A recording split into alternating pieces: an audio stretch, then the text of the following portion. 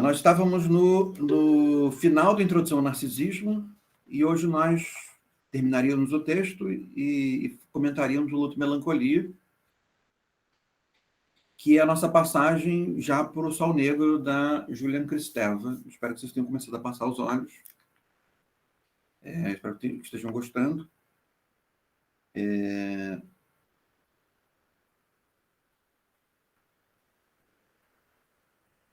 Eu vou seguir o texto. Eu acho que na aula passada, inclusive, a gente fez uma revisão, fiz uma espécie de revisão dos primeiros pontos por causa da Gabriela, que eu não tinha vindo na primeira aula.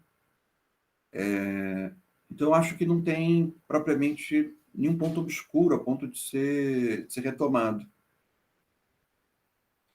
Então, a não ser que vocês tenham alguma questão que vocês queiram que eu retorne, mas a ideia que foi acrescentada nesse último encontro, que é a ideia central, é a ideia de ideal do eu, né? A ideia de ideal do eu. Ou seja, além do autoerotismo funcionar, além do eu ser dependente da formação de si mesmo a partir do autoerotismo,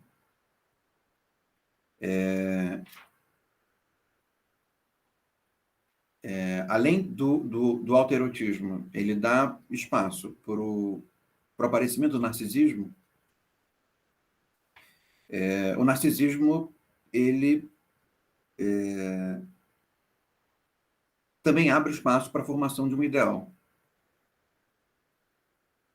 O eu se protege, né? Um novo mecanismo de proteção do eu, segundo o qual o eu se protege, criando um ideal de si para si próprio. E esse ideal de si, ele, como tudo, né, no aparelho psíquico, para Freud, ele tem uma dupla relação. A primeira é de que esse ideal ele pode servir como uma blindagem com relação às expectativas do mundo, né? Ao mesmo tempo em que esse ideal ele pode funcionar também de forma tirânica. Né? Esse ideal pode vir a maltratar o eu, né? A colocar o eu numa posição de submissão, né? De não estar nunca à altura do seu próprio ideal. Então, o ideal do eu, ele não é pura e simplesmente interno, né? Ele depende de uma relação com o meio, com a sociabilidade, com os outros. Então, o ideal do eu, ele se inspira numa certa vocação pública, né? Se nós podemos dizer assim. Tanto que, daqui a pouco, na obra do Freud, ele vai começar a articular a ideia de supereu, né? De superego. E o superego é uma força ainda mais rigorosa do que o ideal do eu. No próprio final do Luto e Melancolia, eu acho que ele já começa a comentar o tema da moralidade, né? Da moralidade funcionando como de maneira externa e oprimindo o eu, num certo sentido. Né? Então, esse ideal do eu ele acaba sendo um conceito para o Freud importante para as articulações da psicanálise com o âmbito social, com a sociabilidade, com a sociologia. Porque o superego, ele é social, né? Ele depende de uma certa percepção da sociabilidade por parte do eu, e o ideal do eu também é social, com a diferença de que o ideal do eu ele é tão interno quanto social, tão privado quanto social, digamos assim. E é justamente o ideal do eu que permite as identificações com outras imagens do eu. É quando, por exemplo, a nossa discussão sobre psicologia social assume roupagens ligadas à figura do líder político, por exemplo, né? Ou, como vocês bem lembraram, a dinâmica do carisma, né? Como está presente na obra do Weber. E o que acontece é que, diante das exigências do ideal, o ideal do eu é capaz de se permitir substituir a sua própria imagem pela imagem de outrem, pela imagem de alguém exterior, por imagem de alguém que não tenha as mesmas fraquezas, ou que não aparente as mesmas fraquezas, as mesmas dificuldades que o eu vive com relação ao seu próprio ideal, né? O nosso mundo, né, é um mundo em que talvez as questões relacionadas ao narcisismo tenham sido maximizados, né? As redes sociais têm uma função importante nisso, né?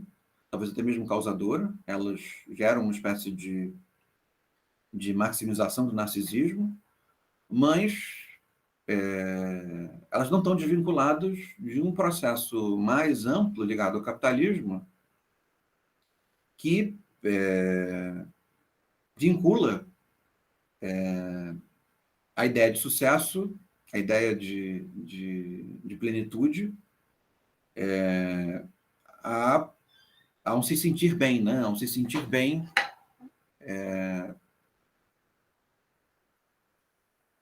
por ter sido capaz de obter esse sucesso. E esse sucesso está ligado à maneira como os outros te veem. Ou seja, o capitalismo ele tem um processo mais longo, né, mais duradouro, segundo o qual ele fomenta a produção de um ideal, ao mesmo tempo em que ele maltrata o eu a partir desse ideal. Esse ideal faz com que as pessoas se sintam mal com quem elas são, ou se sintam mais mal do que se sentiriam em contextos diferentes, ao mesmo tempo em que esse ideal leva as pessoas a um estado produtivo em que, se elas não são capazes de aparentar uma outra coisa, elas se julgam, são maltratadas pelo ideal do eu, elas se julgam fracassadas, se julgam incapazes, se julgam insuficientes. Então, parece que essa ideia de ideal do eu, ela pode ser muito bem conclamada para o nosso mundo, para o nosso contexto, e serve também de interpretação para os nossos dilemas. Curiosamente, parece que existe uma relação entre esse fomento de um ideal estrito, né, rigoroso, e ao mesmo tempo fantasioso, né? Não é porque ele é rigoroso que ele deixa de ser fantasioso, não é porque é fantasioso que ele deixa de ser rigoroso, ao mesmo tempo em que essa função carismática da liderança política tem sido recuperada nessa mesma via, né? Não causaria assombro ao Freud, a um leitor do Freud, desse texto do Introdução ao Narcisismo, que um mundo em que o narcisismo é fomentado, as pessoas estejam mais à mercê de figuras de liderança que não demonstram fraqueza, né? Não demonstram insegurança, não demonstram hesitação.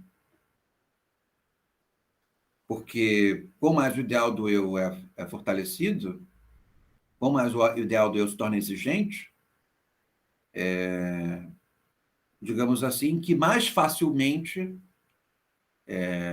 se aceita trocar a imagem do eu, por certos momentos, por figuras públicas sem hesitação, né? Que aparentam segurança, que aparentam uma truculência sem hesitação. Ao mesmo tempo, nós podemos dizer que, quanto mais rigoroso o ideal do eu é conosco, talvez mais rapidamente nós nos curvemos a figuras um pouco ridículas, porque, no fim das contas, nós estamos tão massacrados pelo ideal que quase que trocamos o ideal por qualquer coisa, né? Para nos vermos livres, em alguns momentos, do tipo de rigorosidade que o ideal do eu tem com relação ao eu, né? Então, o ideal do eu não se confunde com o eu, mas o ideal do eu ele exige do eu, né? O eu se forma a partir do autoerotismo e da relação com o outro, e o ideal do eu se forma inicialmente como uma proteção do eu com relação ao outro, ao mesmo tempo como uma proteção do eu com relação ao seu próprio narcisismo, né? Porque, de certa maneira, o que o ideal do eu faz também é fazer com que nós precisemos do outro, né? Tenhamos uma demanda pelo outro, né? Temos uma demanda de sermos amados pelo outro, né?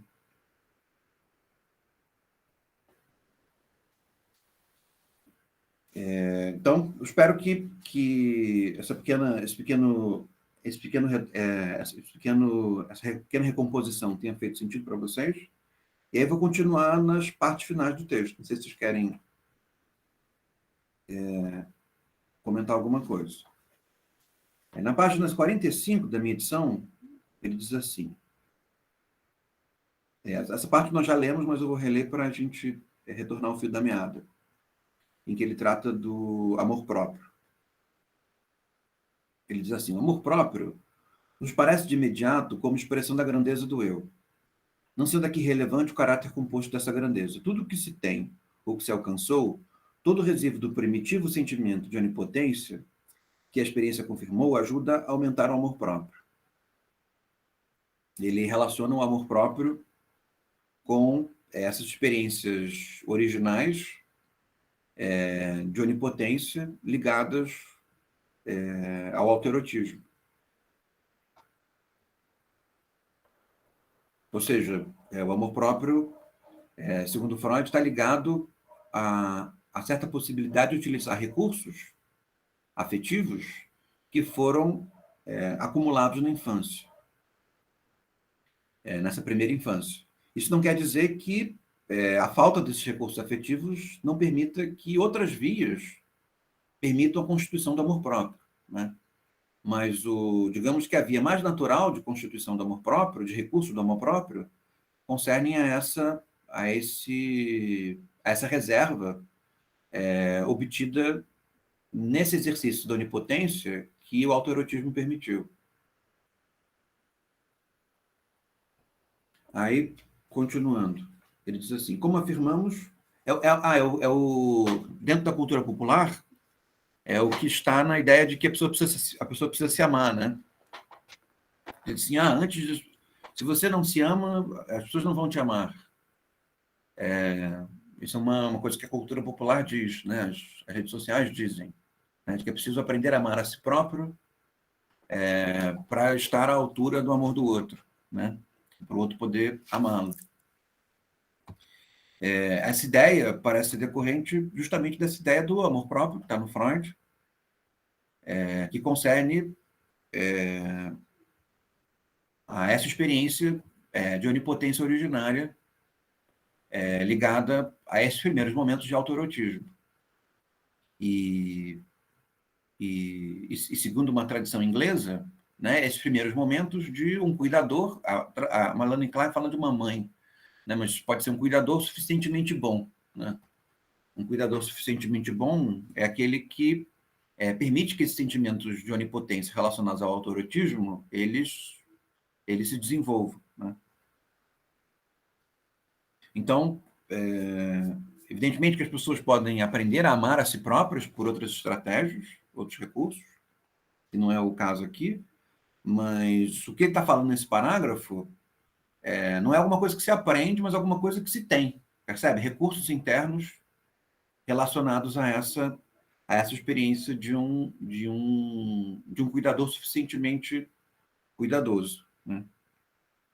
Então, são experiências muito brutas, né, segundo Freud. É a experiência da amamentação, brutas no sentido de primevas, né? A experiência da amamentação, a experiência da defecação, da urina, né? São da alimentação, do contato com o corpo, o contato com um, um outro corpo vivo, né? Pulsante, quente, né? E coisa dessa natureza. E evidentemente que se reverte, digamos assim, numa infância que se desenvolve, mas o que parece ser fundamental nessa observação do Freud são esses momentos originais, né? Inclusive, esses momentos originais, nessa tradição inglesa, é que dão recursos para até mesmo para uma certa resiliência ao trauma, né? Recursos internos para uma certa resiliência ao trauma. Mas, ao mesmo tempo, também é importante não tomar isso como determinismo, né? Ah, e se eu não fui suficientemente protegido na infância? Provavelmente você não estaria vivo, né? Se você não tivesse sido suficientemente protegido. E por um lado, maior do que ele, maior do que essa dinâmica um pouco mais quase que fisiológica, né, do cuidado com a criança, existem outros recursos que concernem ao desenvolvimento do amor próprio, né? O amor próprio não se desenvolve apenas em função do autoerotismo, né? Ele continua: como afirmamos, ser amado representa o objetivo e a satisfação na escolha narcísica de objeto.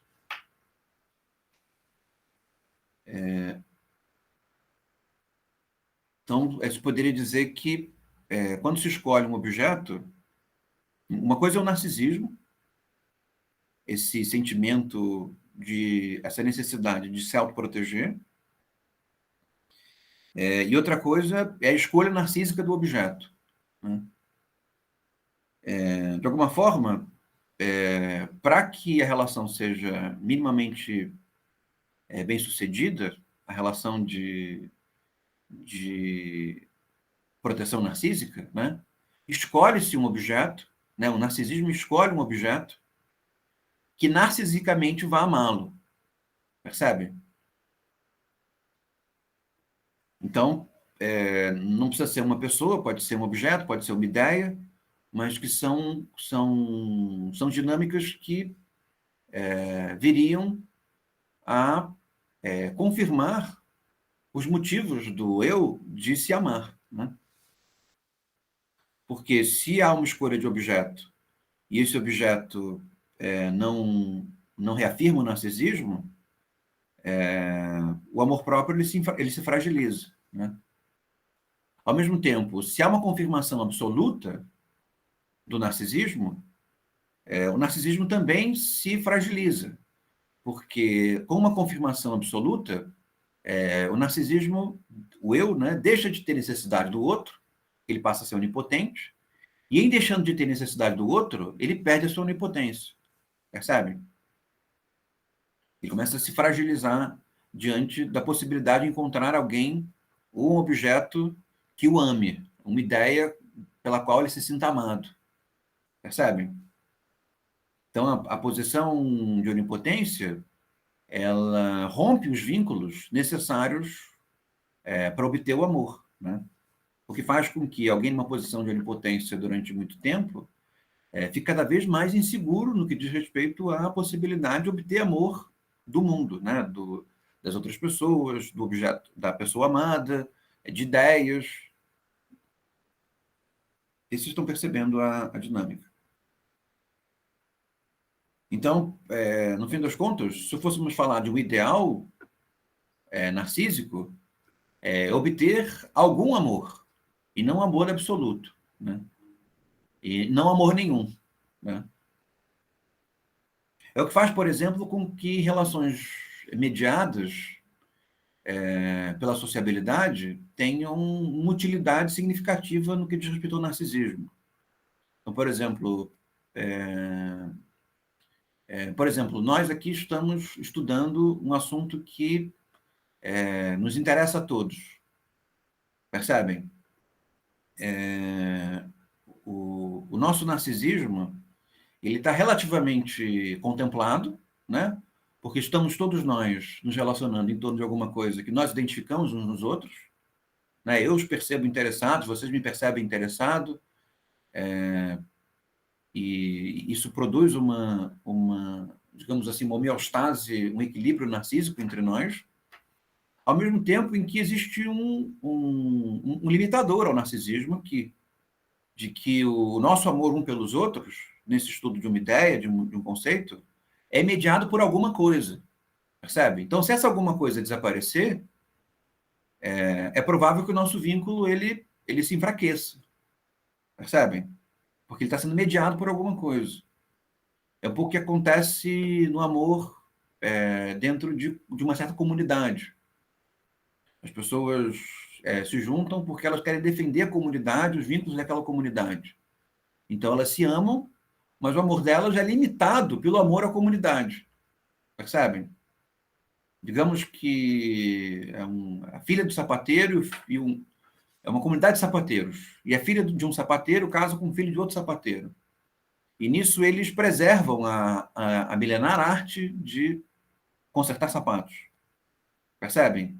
Eles se amam muito, porque eles se percebem narcisicamente vinculados a uma mesma coisa, mas eles tanto se amam quanto amam sapatos. Curioso, né? O que faz com que exista uma espécie de equilíbrio aos exageros ou à falta de componentes que permitam o narcisismo. É o que acontece também em comunidades religiosas, é uma das explicações, não é a única, claro, né? Mas é o que faz, por exemplo, com que pessoas do mesmo métier acabem se aproximando e tendo relações relativamente duradouras, né? Médicos casem com médicos, enfermeiros casem com médicos, advogados casem entre si, intelectuais casem entre si, percebe? Professores, provavelmente vocês vão casar vão ter relações românticas com pessoas que estudam a mesma coisa que você, ou próximos das coisas que vocês estudam, né? Ou se não forem diretamente ligados, são pessoas que valorizam o que vocês fazem, o que vocês estudam, percebem? Ao mesmo tempo em que há um festejamento narcísico, né? Existe também um limitador ao narcisismo. Ficou clara essa ideia? Então, continuando aqui, ele diz assim: é fácil observar, além disso, que o investimento libidinal de objetos não aumenta o amor próprio. A dependência do objeto amado tem efeito rebaixador, o apaixonado é humilde. Alguém que ama perdeu, por assim dizer, uma parte de seu narcisismo. Isso já é o outro lado da moeda, né? Eu estava falando do Narciso. Mas quando o Narciso ama alguém, ama alguma coisa, o Narciso limita o seu próprio narcisismo para ser capaz de amar. Então, no exemplo que eu dei, você ama muito a si próprio porque você é um grande fazedor de sapatos. E ninguém faz sapatos como você é genial. Mas para ser capaz de amor a filha do outro fazedor de sapatos, você tem que relativizar o seu amor por si próprio, enquanto um gênio fazedor de sapatos, para amá-lo um pouco. Percebe? Ou amá-la bastante, que seja. Isso concerne a um rebaixamento do eu. Um rebaixamento, inclusive, necessário. Porque se o eu se torna completamente cheio de si, o que acontece? Ele passa a não depender mais do mundo, ou passa a ter um juízo muito negativo sobre o mundo, e numa das saídas ele se torna maníaco, né? Se torna ativo por demais, ou numa outra saída, que seriam os extremos, ele se tornaria atávico, né? Porque não adianta fazer nada pelo mundo. Seria, por exemplo, se ele se tornasse um fazedor de sapato tão bom, tão seguro de si, o mundo não merece os sapatos dele. E se ele se torna um fazedor de sapatos tão bom, uma outra saída é preciso refazer o gosto do mundo por sapatos. De tal maneira que as pessoas percebam que os únicos sapatos bons são os meus. Percebe? Tanto numa saída quanto na outra, existe digamos, uma crise causada pelo narcisismo. E a mediação por objetos, uma pessoa que ele ama, uma ideia que ele ama, por exemplo, ele ama muito, ele sabe que ele é o maior gênio de sapatos. Se esse exemplo de sapato estiver irritando vocês me digam, tá? Porque agora parece que casou bem.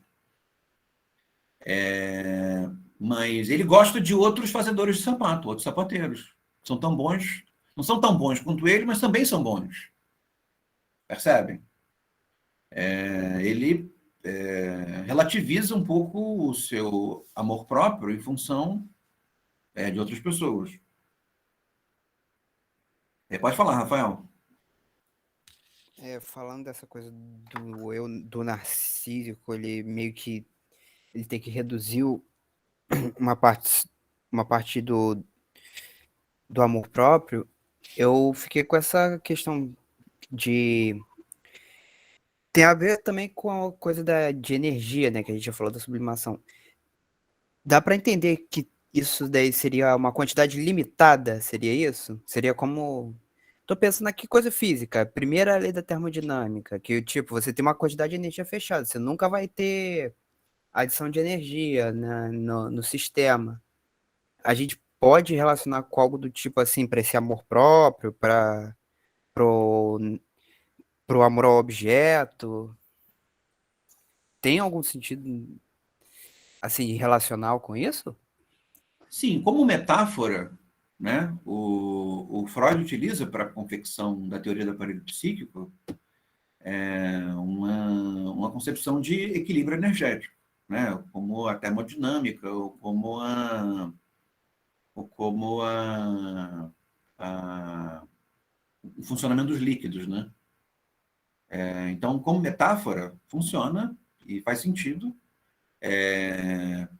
O equívoco seria tomar isso do ponto de vista literal, né? Então, para explicar o aparelho psíquico, o Freud diz que existem entradas e saídas de energia. É justamente o que faz com que a sexualidade seja problemática, porque a sexualidade ela é uma entrada de energia que potencializa a energia, né?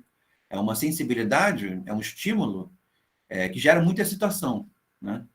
Então existem gerações de energia dentro dessas metáforas, mas digamos que o estudo da saúde, da normalidade, digamos assim, e evidentemente que essa palavra tem que ser utilizada com muitas aspas, porque ela é fortemente contextual, respondem a uma metáfora termodinâmica, como você disse, a uma metáfora hídrica, se administra, da veiculação dos líquidos, como você bem lembrou. Então, no fim das contas, da mesma maneira que o inconsciente ele serve para proteger uma certa parcela de nós mesmos de estímulos excessivos, um modo pelo qual essa proteção é feita é a partir do equilíbrio narcísico, né? Então, um desequilíbrio narcísico, aí usando uma metáfora hídrica, né, ou termodinâmica, concerniria a uma fragilização dos mecanismos que protegem o inconsciente dos estímulos externos. Percebem?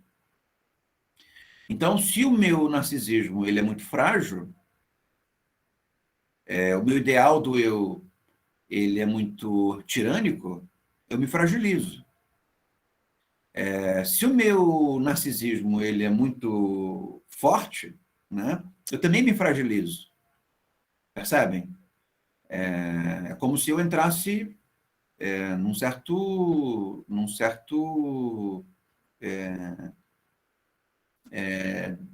desequilíbrio por retesamento, né? Então, essa imagem de um sistema, ela é verdadeira, né? E o Freud a invoca muitas vezes. Mas esse sistema, para ele se tornar equilibrado, ele tem que ter entradas e saídas, né? Ele precisa renovar o seu líquido, renovar a sua energética, por assim dizer, né? E o investimento num objeto relaciona-se a isso, né? O amor relaciona-se a isso, o investimento no objeto relaciona-se a isso. Ou seja, tirar a energia que está investida em si próprio para investir em alguma coisa fora de si. Fez sentido para você? Sim, fez. Então, sim, O Freud está se inspirando nessas metáforas. Agora, o equívoco é tomar essa metáfora como literal, né? O aparelho psíquico e as pessoas não são um sistema termodinâmico, não são não são um equilíbrio hídrico, né?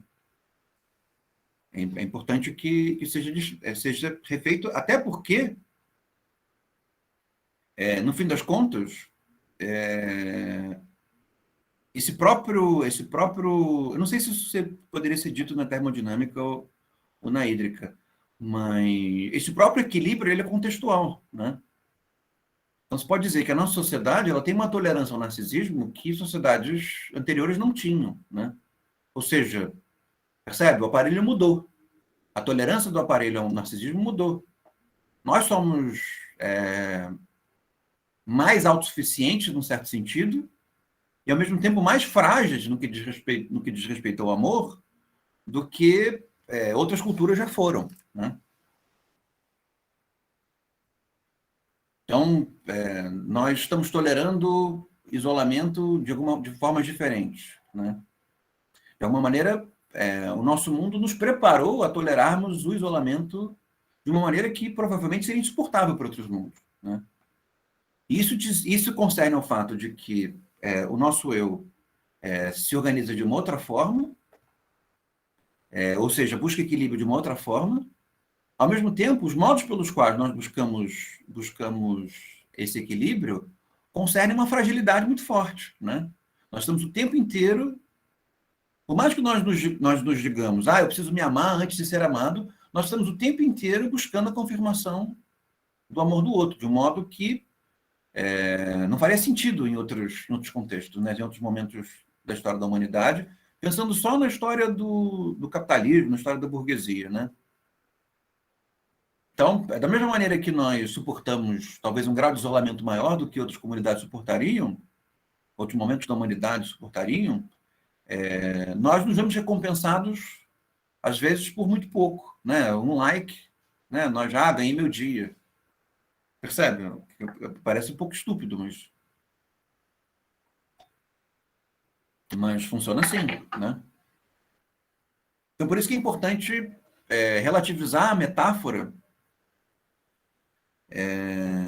digamos assim, relativizar a origem da metáfora e perceber que o emprego da metáfora reinventa a metáfora, tá? O âmbito em que a metáfora é utilizada reinventa a dinâmica da metáfora e a dinâmica conceitual que essa metáfora inaugura, tá?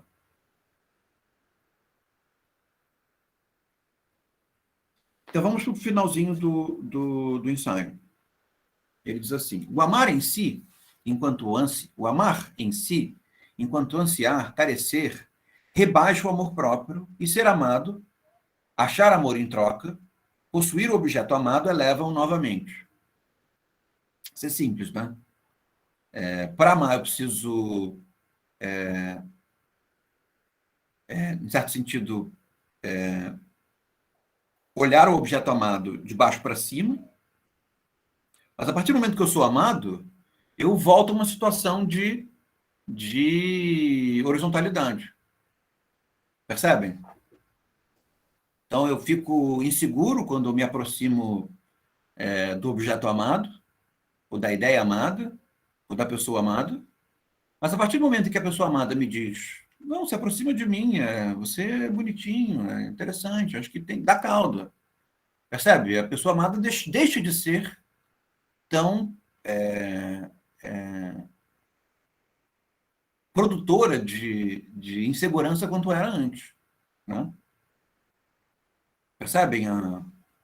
É como se vocês ficassem amigos do ídolo do rock. Não sei se vocês têm ídolos do rock ainda, mas sei lá, digamos que o Ed Vedder quisesse ser meu amigo, né? O Ed Vedder ainda é uma figura mágico-religiosa, o vocalista do Pearl Jam, porque é uma figura que eu idolatro, mas comecei a idolatrar na minha adolescência. Se ele resolver ser meu amigo, eu continuo achando que o Ed Vedder é muito bom. Mas ele não ia ser mais a figura que ele era antes dele ser meu amigo. Percebem?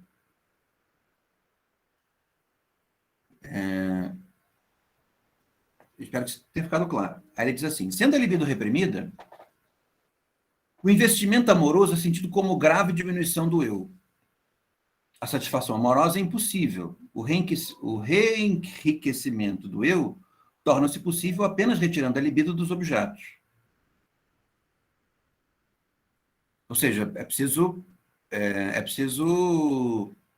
ser amado, num certo sentido, para se sentir recolocado numa posição anterior àquela que se começou a amar. Né? O retorno da libido objetal ao eu, então, nesse sentido, a metáfora da termodinâmica, como o Rafael salientou, ela faz todo sentido. Ou seja, em se investindo, se desequilibra, e é preciso reinvestimento para se reequilibrar. Né? De certa maneira, é um vocabulário que a própria economia clássica utiliza também. Né? Por exemplo, como é que se explica o valor de uma moeda? Se explica nesses termos. Né? Se pode colocar em termos de amor próprio e investimento libidinal. Então, por exemplo, quando o real está baixo, tem pouco amor próprio. Nós estamos com muito pouco dólar. Amor próprio significa dólar, né? Então, quanto mais dólar tem em território nacional, mais valioso é a nossa moeda. A nossa moeda, né, ela atamanda a si própria, ou seja, ela tem muito dólar em território nacional. Quanto mais o dólar foge, menos nós nos sentimos amados, né? Percebem? E mais o real começa a se tornar desvalorizado. Como mais os investimentos fogem, menos nós nos sentimos amados. E o reflexo é a nossa moeda. Ela começa a se desvalorizar. Então, de certa maneira, ou o mecanismo que o Arthur comentou, né, de oferta e demanda, funciona segundo uma mesma lógica. Né? Pode falar, Arthur. Eu estava pensando aqui no paradoxo da pessoa que acabou de entrar no mercado de trabalho. Para você conseguir um emprego, você precisa ter experiência, mas para ter experiência, você precisa ter algum emprego. Se você não tem emprego, você não tem como ter experiência, não tem como ser contratado, né? É um pouco nisso. Você precisa ter um investimento em você para você ter algum valor. Mas se você não tiver nenhuma experiência, nenhum investimento em você, como você tem valor? Como você vai conseguir ter valor, né? Existe um equilíbrio ali que não está claro, não está expressado, né? É sempre uma relação desnivelada, no caso. Não, e seguindo o seu exemplo e dando um complemento nessa mesma gramática, é o que acontece, por exemplo, quando você se torna, digamos assim, muito experimentado, muito qualificado, e você não vai ser mais contratado por aquela função. E você tem uma expectativa de salário muito alta. Né? Funciona assim também. Você poderia explicar em termos narcísicos. Né? Eu já atingi uma segurança narcísica tal que nem eu vou tolerar. Eu poderia até mesmo tolerar, mas o outro não tolera perceber uma pessoa tão segura naquela posição. Né? É o que faz com que muita gente, a partir de uma determinada idade, comece a mentir o currículo para poder ser empregado novamente. Porque se ela tiver todos esses componentes relacionados ao investimento explícitos, né, o narcisismo dos outros se sente inseguro. Né? Então você precisa, de certa maneira, simular uma certa hesitação, simular uma certa inexperiência, mas não uma inexperiência tão grande, a ponto de que os outros se sintam à sua altura, né? Ou seja, nem se sintam intimidados por você, nem se sintam desvalorizados por você. O que acontece, como você, no seu exemplo, né? Quando você entra no mercado de trabalho, se você for muito inexperientes, as pessoas vão se sentir desvalorizadas pela sua presença. Então, você precisa que invistam em você. Mas se investirem demais em você, elas vão se sentir intimidadas pela sua presença. Percebem? Então, vocês podem dizer que essa lógica, e talvez esse seja o componente que faz com que essa lógica seja tão explicativa de dinâmicas emocionais, e que faz com que ela se afaste, num certo sentido, da termodinâmica, é que nunca há equilíbrio, né? Percebe? Sempre há crise, sempre há insuficiência, sempre há um certo grau de instabilidade. Então, o mundo nunca está à altura das nossas exigências acerca dele, e nós também parecemos nunca estar à altura das exigências do mundo, para mais ou para menos, né? Quando nós somos jovens, eu não estou querendo desanimar vocês, mas já que a gente entrou nesse tema, quando nós estamos jovens, nós queremos que o mundo nos note, né? E quando nós já temos elementos para ser notado pelo mundo, o mundo se sente intimidado pela nossa presença. Percebe? Então é provável que esse equilíbrio, se ele existe, ele dura 3 minutos, né? O momento em que você é interessante para o mundo e o mundo não se sente intimidado pela sua presença, né? Ou seja, existe uma confluência narcísica entre uma coisa e outra. No espaço público, isso pode ser sentido em termos de discurso também, né? Se o seu discurso ele destoa muito do discurso veiculado, ou esse discurso não é suficientemente bom, ou ele de tal maneira consistente e crível que ele coloca o mundo numa posição de insegurança a ponto de que o mundo o despreza, né? E isso pode ser real, né? Isso pode ser real, isso descreve um processo, uma dinâmica que parece real, mas também descreve o modo pelo qual o próprio eu se protege, percebe? Porque o eu também pode dizer esses elementos tirados da realidade para si próprio, no sentido de não se sentir muito inseguro porque não foi ouvido, então não me ouvem porque se intimidam por mim, ao invés de lidar com a possibilidade que não me ouvem porque eu sou ruim demais. Então pode ser uma coisa, pode ser a outra, mas o fato de que o eu também se vale dessa mudança de perspectivas para se atacar e para se proteger. Isso é interessante, né? E como é que eu sei disso? Eu nunca sei disso, né? Não dá para saber disso. Mas, do ponto de vista social, eu posso descrever esse processo e saber que esse tipo de desencontro ele acontece, e aí, de certa maneira, relativizar esses estados a partir do fato de que existe uma espécie de continuidade entre eles.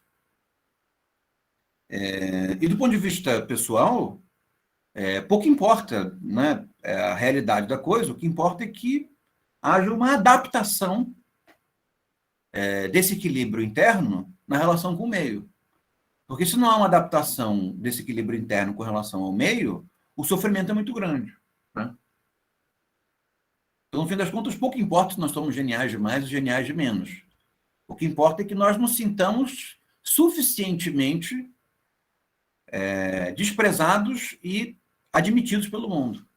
Percebem a curiosidade da coisa? E, ao mesmo tempo, o elemento trágico da coisa.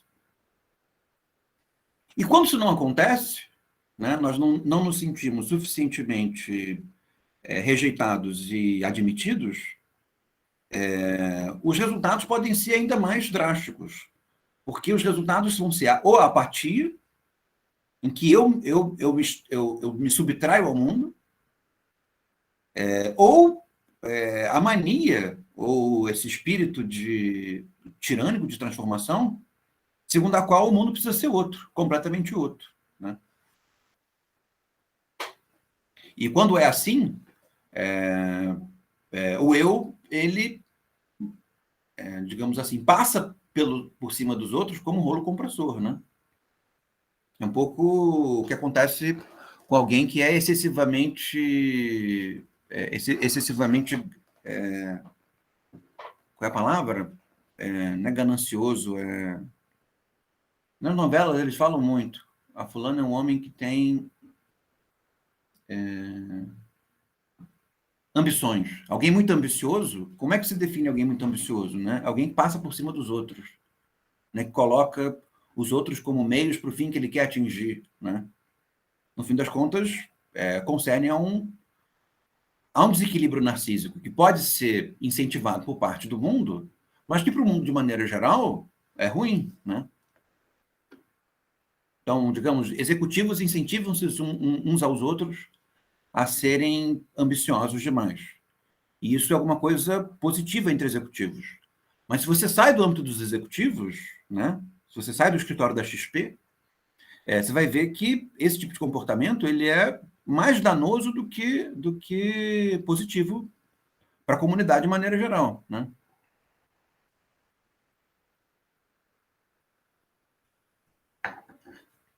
Então, vamos lá. Continuando aqui. O retorno da libido objetal ao eu, sua transformação em narcisismo, representa como que um amor feliz novamente, e, por outro lado, um real amor feliz corrende ao estado primordial em que libido de objeto e libido do eu não se distinguem uma da outra. O desenvolvimento do eu consiste num distanciamento do narcisismo primário e gera um intenso esforço para reconquistá-lo. Esse narcisismo primário é esse que concerne a primeira infância, né? O sentimento de onipotência. Então, nós precisamos nos afastar do sentimento de onipotência e, ao mesmo tempo, resgatar, não inteiro, mas parte desse sentimento de onipotência para sermos capazes de preservar o nosso eu. Usando o exemplo do Arthur, você não tem experiência. Como é que você faz para continuar buscando emprego quando você não tem experiência? E todo mundo diz não para você. Né? Você precisa ter esses recursos internos. Você diz para si mesmo. É preciso continuar, eu não sou tão ruim assim, uma hora vai dar certo. Né? É um uso de um certo narcisismo primário, porque você não tem motivos para pensar isso ainda. Né? Não sabe se você é suficientemente bom, ou se. Percebe? Você não tem motivos externos para continuar. Você só tem motivos externos para desistir. Mas se você desiste, ou se todo mundo desiste, o mundo também ele é boicotado. E você mesmo é boicotado. Então você precisa ter recursos internos para insistir, ainda que tudo diga para você não insistir. Mas se você foi capaz de insistir e obteve algum sucesso, é preciso novamente desinvestir. Porque se você é capaz de encontrar razões que não têm a ver com o mundo, do porquê você é bom, ou você deve ser amado, ou você é autossuficiente, percebe? A sua presença no mundo passa a ser destrutiva, passa a ser excessivamente ativa, excessivamente autoconfiante. Né? Percebem? Então é isso.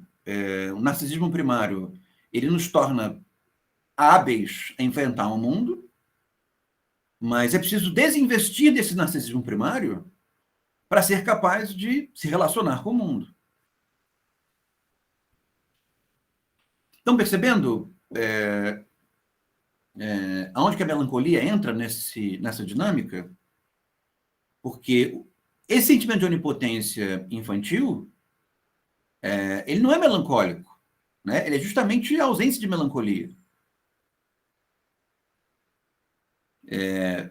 Agora, sem esse sentimento de onipotência, sem algum sentimento de onipotência, a melancolia é atávica. Percebe? Sem algum recurso, alguma onipotência, nós não conseguimos sair da cama, né? Nós ficamos atavicamente presos ao chão. Então, a melancolia, no sentido positivo, ela concerne uma certa homeostase impossível, né? Porque a melancolia ou ela é produtora de atividade para rejeitá-la, ou ela nos paralisa no movimento autorreflexivo, né? Mas a melancolia concerne esse estado em que a nossa onipotência ela é relativizada, mas não extinguida, mas um certo sentimento de onipotência existe para que nós possamos permanecer ativos em alguma dimensão. Fez sentido para vocês? Então, esse é um âmbito em que a melancolia se torna um afeto importante, né? Evidentemente que ela é sempre, como tudo, né? Ela é quase sempre uma corda bamba. Ao mesmo tempo, eu envio os investimentos libidinais de objeto. Ele se empobrece em favor desses investimentos, tal como o ideal do eu, e novamente se enriquece mediante as satisfações ligadas ao objeto, assim como pelo cumprimento do ideal. No que diz respeito à melancolia, esse investimento do objeto, de certa maneira, gasta as reservas que a melancolia tem de onipotência. Então, vocês vão escrever um TCC. Vocês precisam ter alguma reserva interna para escrever um TCC. Vocês precisam se sentir bons alunos, bem, ou achando que isso vai dar algum resultado na vida de vocês, né? Para poder escrever esse TCC. Esse TCC os esvazia, percebem? Porque demanda que vocês invistam esse narcisismo em um objeto, uma realização. É o mecanismo sublimatório que nós estávamos falando um pouco antes do nosso encontro começar. Mas a partir do momento que vocês terminaram esse TCC e que vocês se esvaziaram, percebem? Vocês se tornam excessivamente melancólicos, e naturalmente excessivamente melancólicos, porque vocês investiram a parte de vocês mesmos, afetivas de vocês mesmos, em alguma coisa. Como vocês fazem para se recuperar dessa melancolia excessiva que a produção intelectual causa a vocês?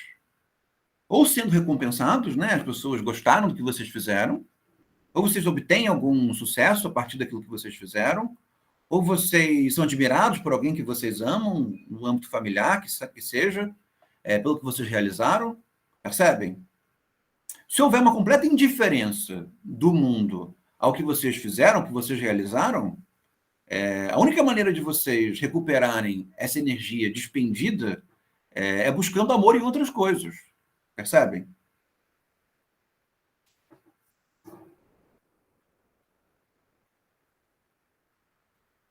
Ao mesmo tempo, se esse amor foi excessivo, como vocês já viram até aqui, né? Isso também tem consequências negativas. Porque, no fim das contas, para o investimento no objeto ser um investimento suficientemente bom, suficientemente adequado, é preciso duvidar de si, num certo sentido, né? É preciso ter alguma hesitação acerca da sua própria habilidade intelectual, nesse caso. Ou seja, é preciso haver alguma relativização do amor próprio no que diz respeito a essa dinâmica. Então, no fim das contas, esse é o grande drama de qualquer tipo de vida, inclusive da vida que vocês escolheram, que é preciso um certo grau de recurso interno para realizar tarefas a despeito do que os outros pensam disso, ao mesmo tempo em que, se tem uma opinião muito positiva acerca do que os outros têm, o amor próprio nos faz pouco rigorosos pouco críticos acerca de nós mesmos, né? Então ele volta a dizer: uma parte do amor próprio é primário, resto do narcisismo infantil, outra parte se origina da onipotência confirmada pela experiência. Uma terceira, da satisfação da libido objetal. Então, a primeira, infantil, né, os resquícios do autoerotismo em nós. A segunda, uma experiência bem-sucedida, né? E uma terceira, uma satisfação no que diz respeito ao próprio objeto.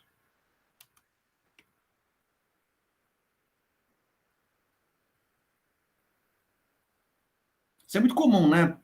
Também a pessoa dizer, ninguém gostou, mas eu estou satisfeito com isso. O que significa que eu estou satisfeito com isso? Quer dizer que alguma coisa foi realizada no que diz respeito à relação com o objeto, né?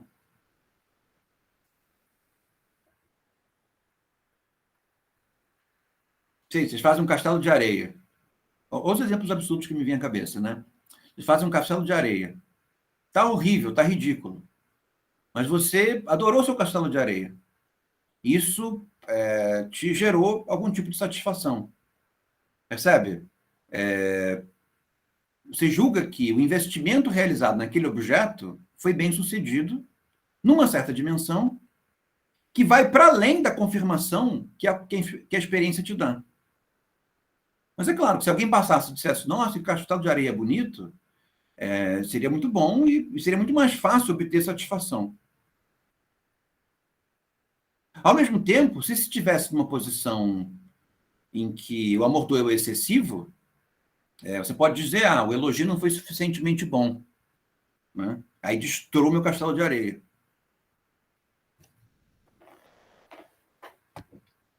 O ideal do eu deixou em condições difíceis a satisfação libidinal nos objetos, na medida em que seu sensor rejeita parte deles como intolerável. Estão percebendo? O ideal do eu, como o superego vai funcionar mais para frente na teoria do Freud, apesar que nós não vamos ver isso, o ideal do eu ele funciona como uma espécie de sensor do eu, né? Então, quando o eu está muito felizinho, o ideal do eu diz, não está bom o suficiente para os outros. Quando um tal ideal não se desenvolveu, a tendência sexual em questão aparece inalterada na personalidade como perversão.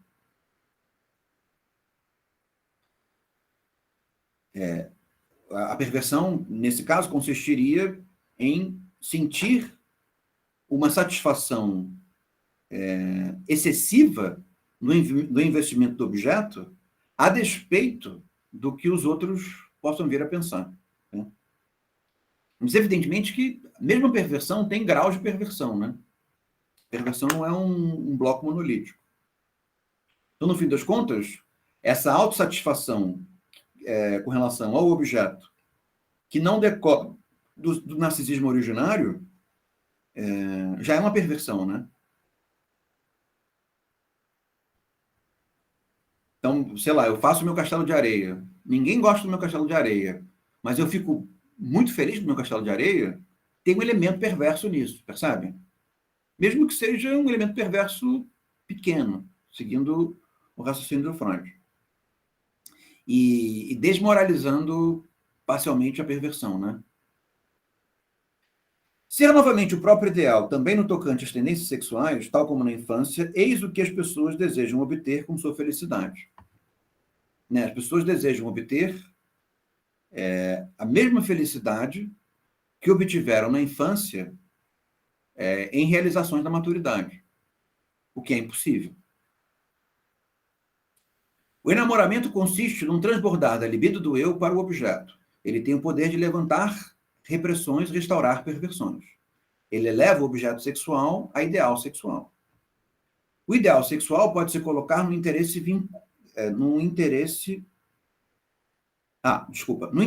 vínculo auxiliar com o ideal do eu. Onde a satisfação narcísica depara com obstáculos reais, o ideal do eu pode ser usado para satisfação substitutiva. Então a pessoa ama, em conformidade com o tipo da escolha narcísica do objeto, aquilo que já foi e que perdeu, ou o que possui os méritos que jamais teve. Então, por exemplo, eu amo alguém porque a pessoa ama as mesmas coisas que eu amo. Percebe?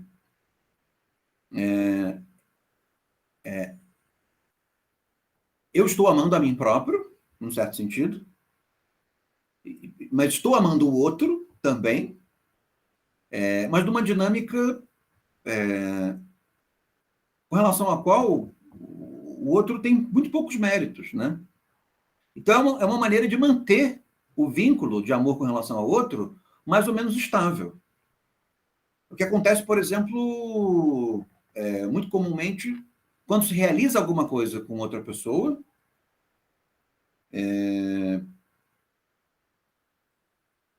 talvez o exemplo melhor seja, por exemplo, a criação de filhos, quando um dos criadores não é propriamente presente, né? Por exemplo, no nosso contexto cultural, que é muito comum, né? As mulheres se ocupam muito das crianças, os homens não. Mas as mulheres permanecem amando os homens permanecem amando as mulheres. Os homens porque têm razão, porque as mulheres estão se ocupando das crianças, e as mulheres porque os homens percebem, tem uma causa na existência daquelas crianças. Então, elas os estão amando, porque no fim das contas, sem aquele parceiro, a criança não existiria. Mas não existe muito mérito no parceiro na existência daquelas crianças, porque no fim das contas, nós ainda vivemos num mundo em que procriar é relativamente fácil, né? Nós não vivemos num conto de Aia. Então, é fácil procriar, né? Então, tem muito mérito em ser capaz de procriar. Mas é uma maneira pela qual o narcisismo de quem ama se estabiliza, mantendo um investimento constante no amor ao outro. Muito embora o outro não tenha propriamente um mérito para ser amado. E isso é bom para quem ama, no certo sentido, né? Provavelmente também é bom para quem é amado, porque, no fim das contas, a pessoa recebe um estímulo narcísico sem muita razão de ser, né? Fez sentido para vocês? Fez, Arthur? Tá. A forma paralela de cima é aquilo que possui o mérito que falta ao eu para torná-lo ideal para torná-lo. A forma paralela de cima é, aquilo que possui mérito que falta ao eu para torná-lo ideal é amado. Esse expediente tem particular importância para o neurótico, que devido a seus investimentos de objetos excessivos, está empobrecido do eu, incapaz de cumprir seu ideal do eu. O neurótico é o melancólico habitual. Ele precisa de um certo grau de festejamento exterior para não se tornar apático, né? Precisa de algum festejamento exterior para ser minimamente ativo. Busca então o caminho de volta ao narcisismo, após o seu esbanjamento de libido nos objetos, escolhendo um ideal sexual conforme o tipo narcísico, que possui os méritos, para ele, inatingíveis. E se a cura pelo amor, que, via de regra, ele prefere a cura analítica. Então, diante de um narcisismo muito forte, para se ver minimamente viável enquanto existência social, escolhe um objeto de amor que o despreza, né? Então, esse desprezo mantém o narcisismo num certo equilíbrio.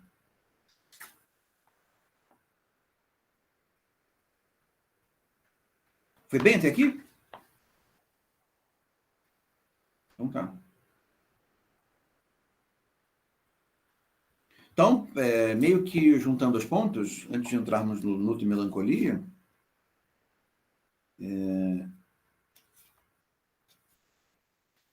é a percepção de que, no que concerne a melancolia, ela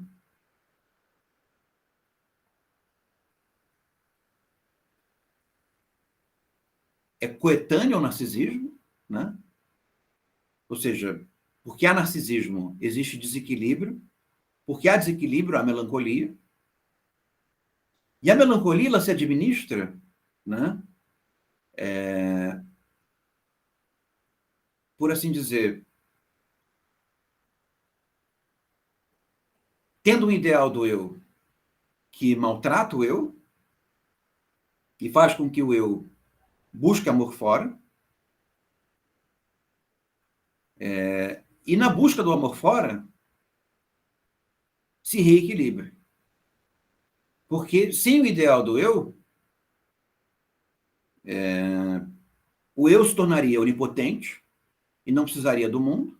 Né? Se o eu é a mesma coisa que o ideal do eu, o eu se torna onipotente, o eu não se torna, digamos assim, diminuído por uma instância interna e não busca o mundo. E o resultado são os dois extremos da melancolia. Ou a apatia ou a extrema atividade, a atividade compulsiva, né? A atividade maníaca.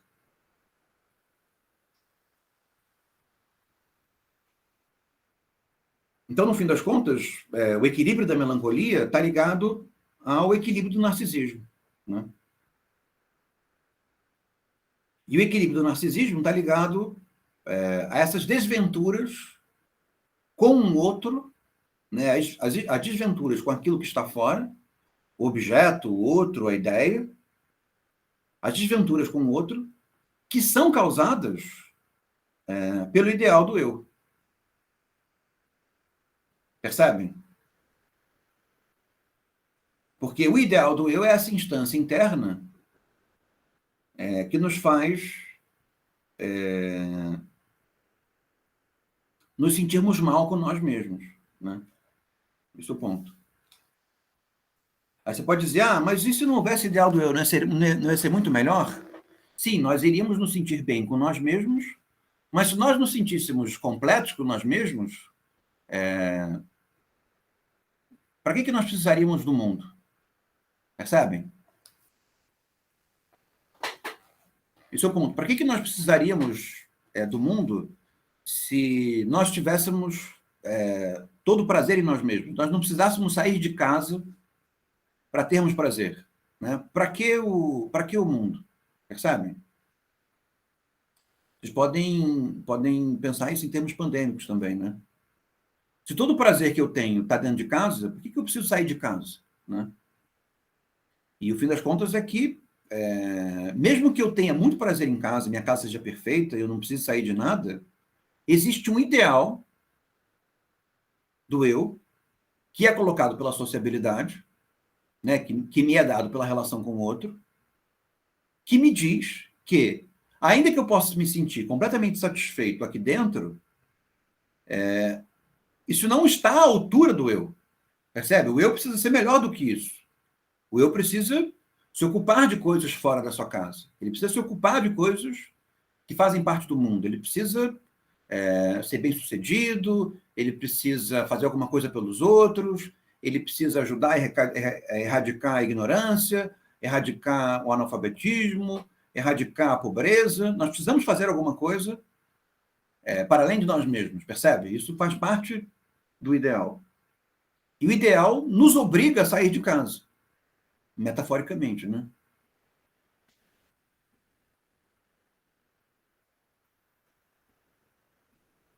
Fez sentido para vocês?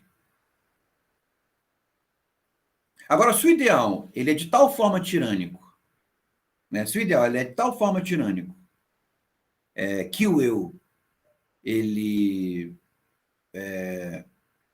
digamos assim, é fragilizado demais, o ideal ele assume o lugar do eu. E se o ideal assume o lugar do eu, na velha gíria, ferrou. Porque o mundo vai ser sempre menor, percebe? E aí o mundo não está à altura de mim, né? Não há nada que eu possa fazer pelo mundo, porque o mundo é esse lugar decaído, que não serve para nada.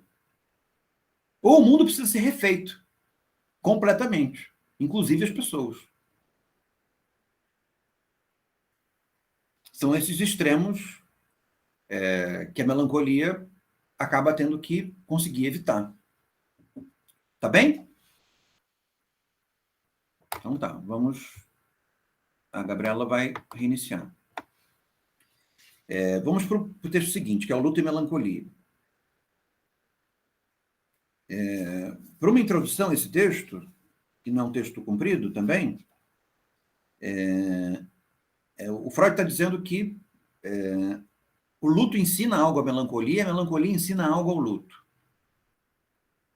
O que significa luto? Significa a perda de um objeto, e aí sente-se luto quando se perde um objeto, uma ideia ou alguém, né? Alguém que se ama. Tá? Só que o luto, ele é esse processo de perda e consolidação da perda, enquanto que a melancolia, justamente iluminada pelo luto, né, passível de ser percebida a partir do luto, é justamente um processo de perda que não se resolve, né, que não se estabiliza, não se consolida.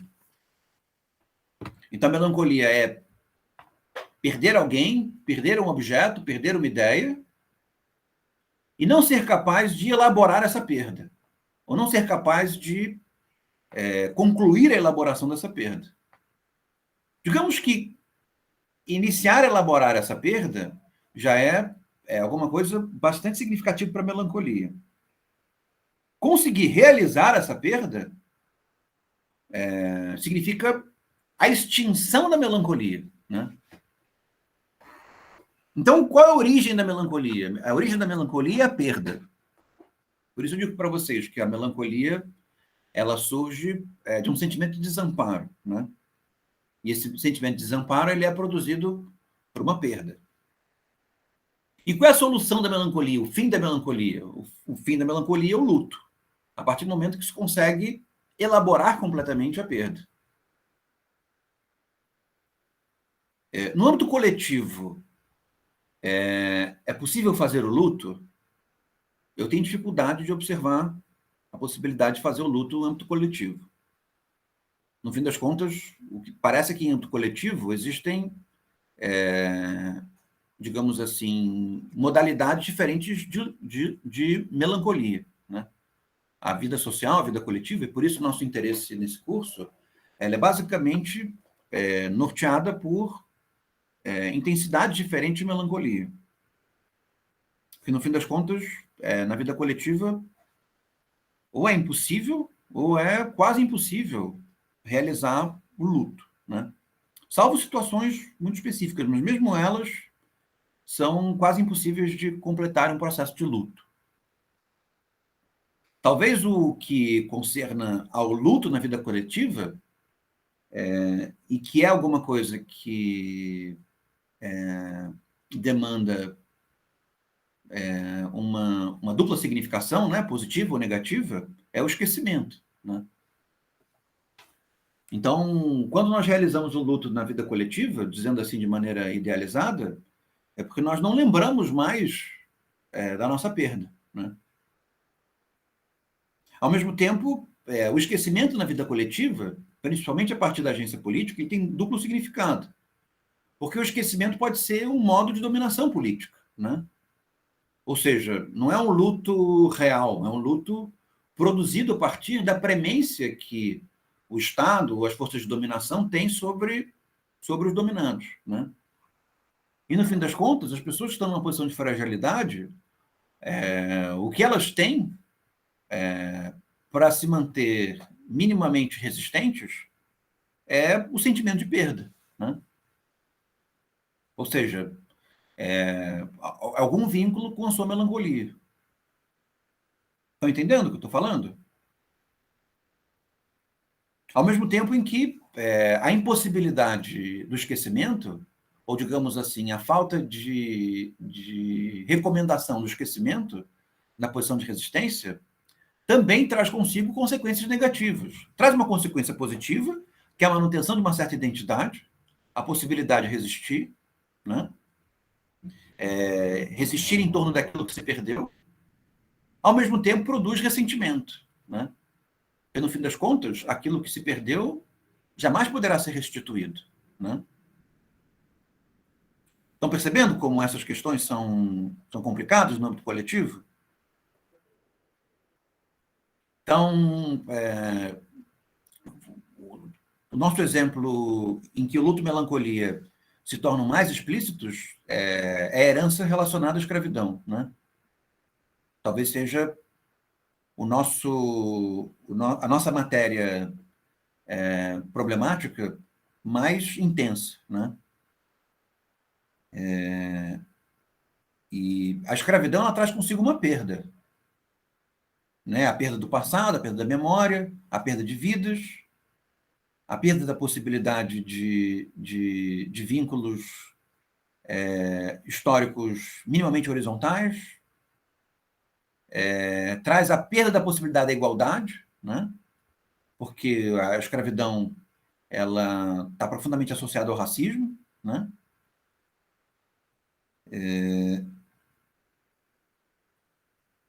E num certo sentido, se pode dizer que a escravidão é uma das grandes causas melancólicas da nossa vida enquanto coletividade, né? Percebe? Nós não temos muita razão. Evidentemente que as causas da nossa melancolia, vamos assim, as causas justificadas da nossa melancolia, elas vão se aprofundando, elas vão se avolumando, né? Mas, no fim das contas, a escravidão ela não se perde, né? Enquanto uma das causas justificadas da nossa melancolia. Isso significa que a escravidão ela nos mantém atrelados a um sentimento significativo de perda, né? Ou seja, nós nos sentimos desamparados, porque por melhor que nós possamos conduzir as coisas, nós temos a escravidão atrás de nós. E que, ao mesmo tempo, produz efeitos sobre o nosso presente, né? Então, acho que mesmo que nós fôssemos capazes, eu acho que isso é relativamente impossível, distinguir os efeitos da escravidão sobre o presente no nosso mundo, no nosso país, né, na nossa sociabilidade, o sentimento de perda não se extinguiria, né? E, no fim das contas, apesar dos efeitos renovados, mesmo sem os efeitos renovados, existe alguma coisa que nos desampara a partir daquilo que ela nos fez perder, né? E evidentemente que esse sentimento é privilegiado nas pessoas que se identificam de maneira mais intensa com a herança africana no Brasil, né? Pelo menos, não tô dizendo individualmente, né? Mas coletivamente. Evidentemente que pode existir uma pessoa que seja negra e se identifique com o passado africano, mas não se sinta com o sentimento de perda no que diz respeito ao passado relacionado à escravidão. Mas coletivamente esse sentido existe, né? E é inultrapassável. Esse sentimento é um sentimento que pode ter duas consequências maiores, né? Relacionadas à melancolia também. Uma das consequências é a apatia, né? Não existe como eu me relacionar com esse mundo, porque esse mundo nos produziu a escravidão, né? Ou seja, existe um descompasso entre o eu e o mundo, né? É difícil, digamos assim, um eu que se percebe, não precisa nem um ideal muito inflado, mas um eu que se percebe suficientemente bom, né? Percebe que há um descompasso entre ele e essa herança. Então, essa herança pode produzir uma certa apatia, né? A sensação de que, seja lá o que se fizer, nada vai ter efeito, nada vai mudar o estado de coisas. Ao mesmo tempo, também pode virar mania, e é um sentimento oceânico de transformação do mundo, de tal maneira que é preciso refazer o mundo em outras bases para que seja possível viver nele, né? Seja possível vivenciá-lo. Então, esses são, digamos, dois grandes extremos melancólicos que parecem ser bastante negativos no que diz respeito a esse legado. Usando esse legado como exemplo, tá? Porque é o exemplo para nós mais palpável. Mas vocês podem colocar essa mesma estrutura em outros fenômenos parecidos, como, por exemplo, a memória do Holocausto, né? Tá? Mas nós somos muito mais simpáticos, por razões históricas, né?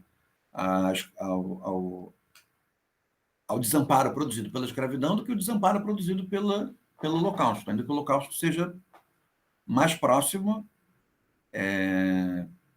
ainda que a escravidão seja mais presente, né? Enquanto efeito social no Brasil, né? Nas Américas, talvez, né? No continente africano, né?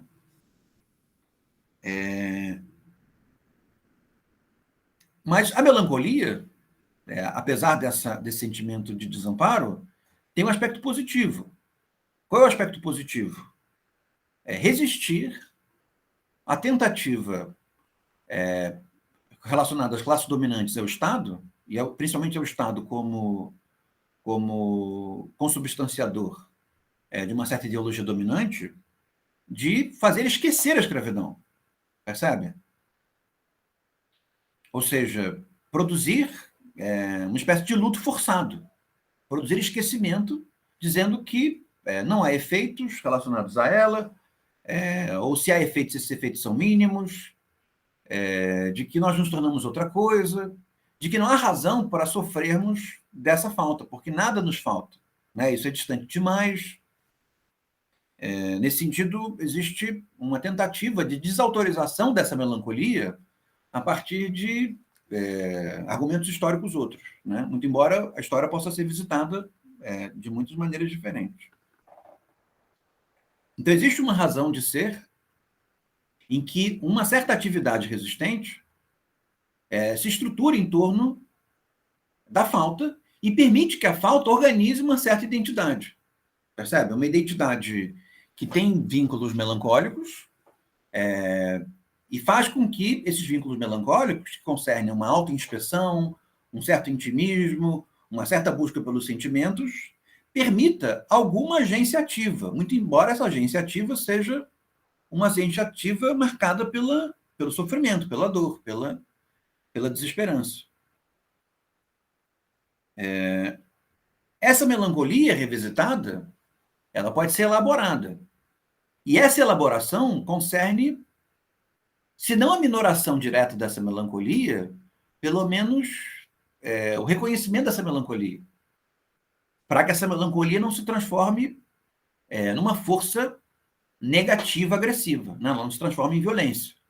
E nós poderíamos rapidamente dizer que, diante do nosso desamparo, diante da escravidão, nós precisamos nos vingar e perseguir aqueles que foram os causadores, os descendentes causadores desse desamparo.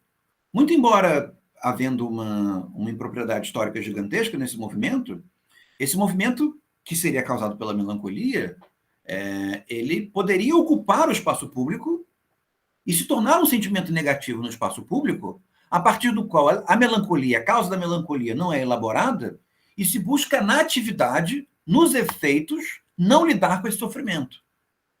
Então, ao invés de lidar com o sentimento de desamparo com relação ao passado da escravidão, poderia-se pura e simplesmente perseguir pessoas brancas, né? Ou pessoas com as quais as pessoas não se identificassem como tendo algum tipo de vínculo com o legado ligado à escravidão. Percebe? Isso seria um movimento melancólico no qual a melancolia não seria elaborada. A elaboração da melancolia, de alguma maneira, impede que esses vínculos agressivos se desenvolvam, né? Esses vínculos persecutórios se desenvolvam. Mas a melancolia permanece, né? Como essa melancolia ela desapareceria de forma natural, entre aspas, né? Com um grau de elaboração tal em que o sentimento de perda não fosse mais sentido. O desamparo com relação à escravidão não fosse mais sentido. Não a partir da ação de esquecimento do Estado, mas a partir de um esquecimento próprio à elaboração, né?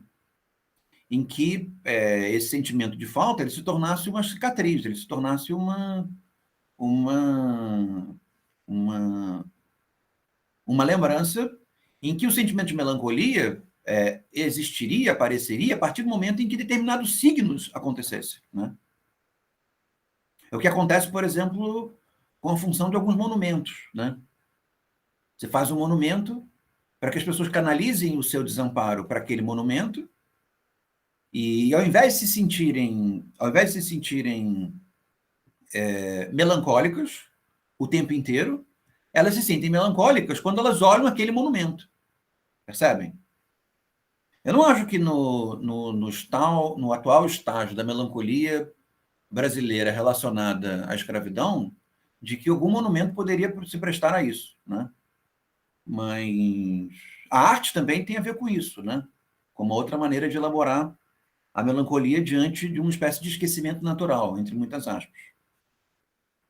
Agora, o mesmo que eu disse com relação à escravidão, pode ser dito com relação ao Holocausto, pode ser dito com relação aos torturados pela ditadura, à lembrança da ditadura, percebem?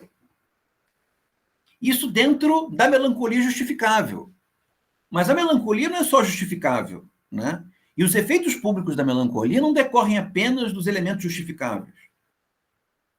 Então, eu consigo imaginar, falando de maneira jocosa, de uma melancolia das filhas de militares que pararam de receber pensão, por exemplo, né?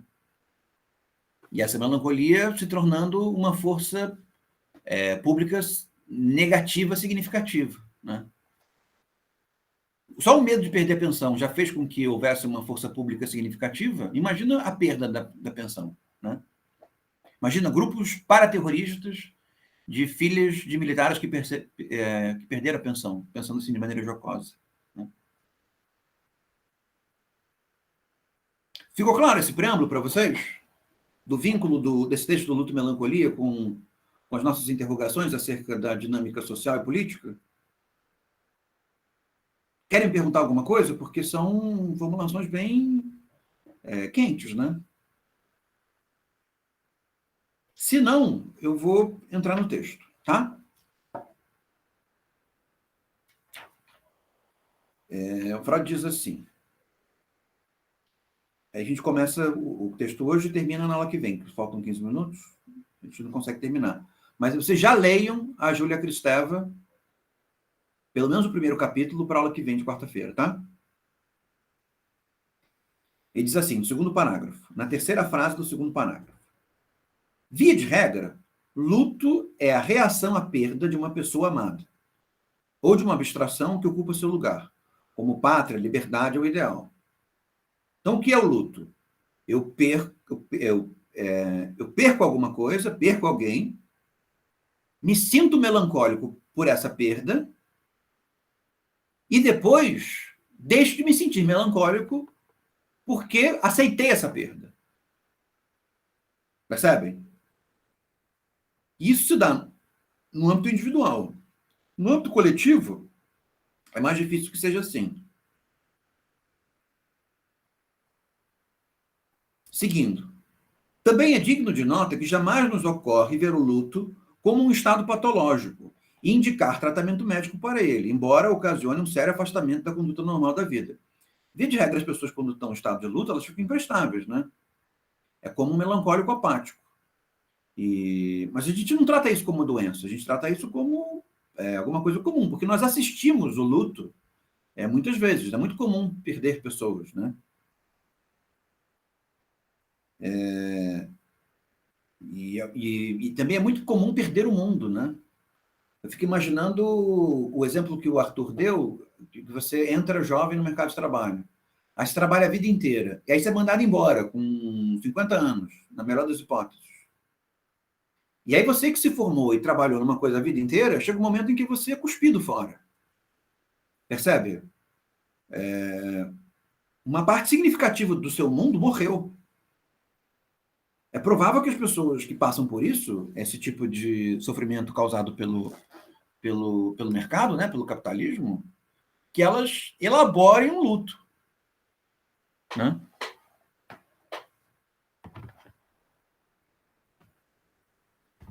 Ou seja, durante um período significativo, elas vão lidar como se elas tivessem perdido alguém, a mãe, o pai, a pessoa amada, um filho, né?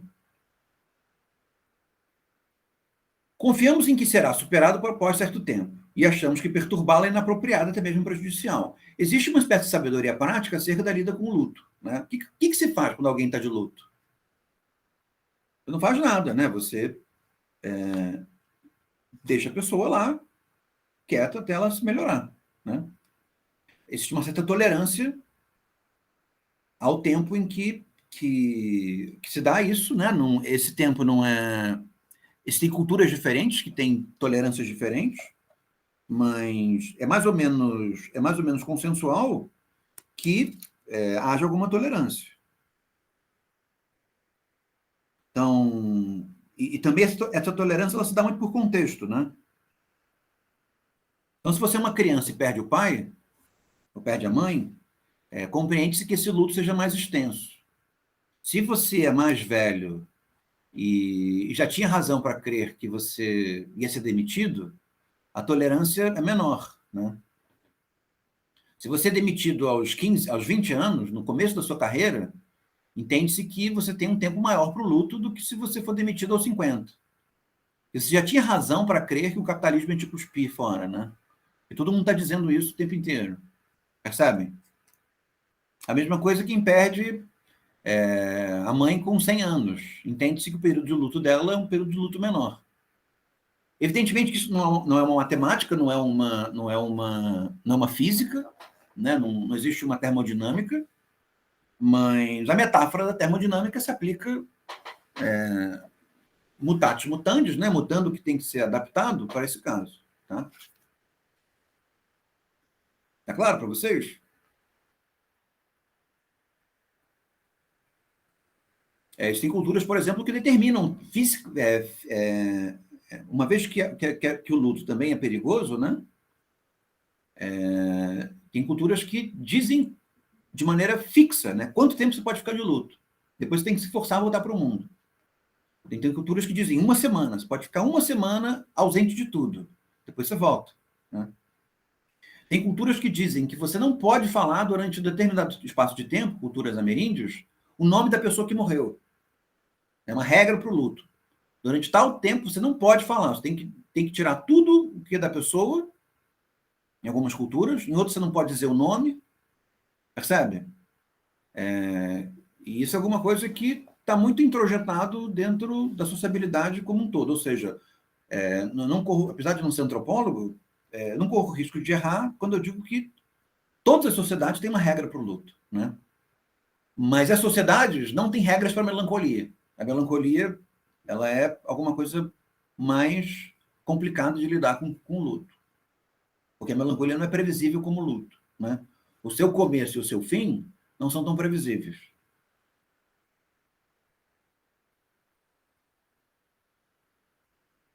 Então, seguindo aqui. A melancolia se caracteriza, em termos psíquicos, por um abatimento doloroso, uma cessação do interesse pelo mundo exterior, perda da capacidade de amar, inibição de toda atividade, diminuição da autoestima, que se expressa em recriminações e ofensas à própria pessoa e pode chegar a uma delirante expectativa de punição. Esse quadro se torna mais compreensível para nós se consideramos que o luto exibe os mesmos traços, com exceção de um. Nele, a autoestima não é afetada. De resto, é o mesmo quadro. Então, ele está dizendo que tanto no luto quanto na melancolia acontecem as mesmas coisas. No luto, a pessoa pode ter um abatimento doloroso, não tem interesse pelo mundo, para de conseguir amar, com exceção da diminuição da autoestima. Tá? Ou seja, alguém em luto permanece tendo a mesma autoestima do que teria fora do luto. Então, a relação com o ideal do eu no luto é diferente da relação com o ideal do eu da melancolia. Tá? Ou poderíamos dizer que o luto não afeta o ideal do eu da maneira como a melancolia afeta. O que faz com que a politicidade, a moralidade comum, tenha que ver com a melancolia e não com o luto. Né? Porque a politicidade ela se dá diretamente ligada ao ideal do eu. Por que nós reivindicamos questões de natureza política? Porque nós achamos que o mundo tem mais para nos dar do que o que ele nos dá. Percebe? Ou nós temos que poder conquistar no mundo mais do que nós conquistamos. Né? Mesmo em matérias ambientais, se dá também na mesma dinâmica. Nós temos um ideal, estamos constituindo o ideal em que nós podemos ser melhores do que um mundo que, para sobreviver, devasta as florestas. Percebe? Ou nós podemos ser melhores do que um mundo em que, para vivermos, nós vamos extinguir a possibilidade da nossa própria vida. Percebem? É uma maneira de constituir um novo ideal.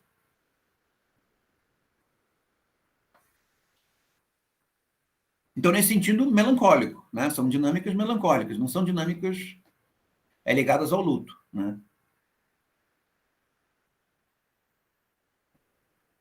Ou, pelo menos, o luto não é a dinâmica preponderante.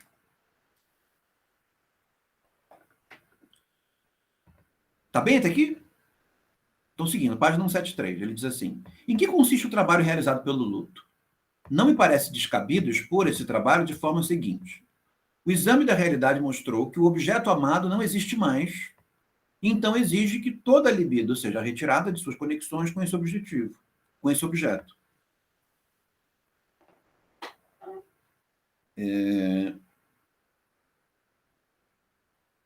Isso é interessante para pensar, por exemplo, o passado recente do Brasil, né? Os militares extinguiram a democracia. Houve, do ponto de vista da resistência, a rejeição a fazer o luto da democracia, percebe?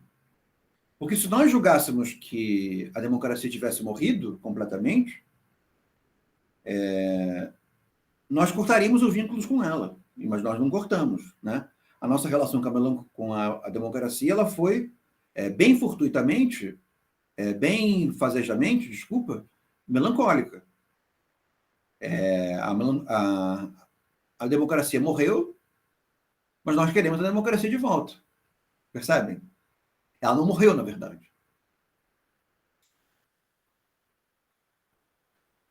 Ou, outra maneira de dizer, nós resistimos a reconhecer que a democracia tinha morrido. Nós não nos permitimos reconhecer que a democracia tinha morrido. E por quê? Em função de uma função do ideal. Nós nos vimos, ou alguns de nós nos vimos, como se, para que o eu fizesse sentido, nós precisássemos viver numa democracia. Percebem? É o que nós estamos fazendo, num certo sentido, hoje também. Isso desperta. Isso pode ter um elemento positivo e um elemento negativo. Tem um elemento positivo na resistência e na conservação e na modificação de coisas que são necessárias. Mas também pode significar uma espécie de reacionarismo, né? Porque o reacionarismo também é um tipo de ideal do eu, se vocês repararem bem, né? Então, por exemplo, existem aqueles que sentem, têm o ideal do eu ligado a um mundo em que pessoas de cor negra não visitam determinados lugares na vida coletiva. E elas, do ponto de vista moral e político, melancolicamente, resistem a lidar com esse mundo como tendo morrido. Um mundo em que pessoas negras não podem visitar determinados lugares, né? Ou aqueles que resistem a julgar, pensando de maneira um pouco mais folclórica, que a monarquia morreu, né? Existe uma piada assim, né? Você diz assim, você sabia que o Orlando Drummond morreu? Aí você diz, Orlando Drummond? Quem é o Orlando Drummond? O cara que fazia o Scooby-Doo. Você morreu para você, seu ingrato. Para mim, ele permanece vivo, né? Já ouviram essa piada? Você pode colocar qualquer coisa nessa piada. Eu usei o Orlando Drummond porque é um sujeito bacana que morreu recentemente. Fazia o Puro Osso. Vocês devem conhecer o Puro Osso. Vocês devem ser uma geração mais Cartoon Network. Mas também fazia Scooby-Doo. Fazia um monte de gente interessante. E fazia o Seu Peru. Não sei se vocês... Seu Peru é meio fora de moda agora, né?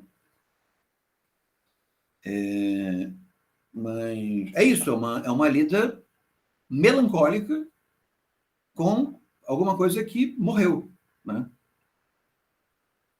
E que a resistência política não permite que morra, né? Então, mesmo que possa existir uma melancolia justificada, uma melancolia injustificada, os dois mecanismos emocionalmente funcionam da mesma forma, percebem? O que faz com que eles provoquem muita polaridade. Porque são os mesmos mecanismos, são as mesmas maneiras de sentir, né? Como nós vamos julgar qual é a melhor maneira de sentir? E as pessoas lidam com isso de maneira narcísica. Ou seja, elas elegem a maneira que o ideal delas diz que é melhor como melhores. E escolhem objetos, se investem em objetos que reafirmam essa relação.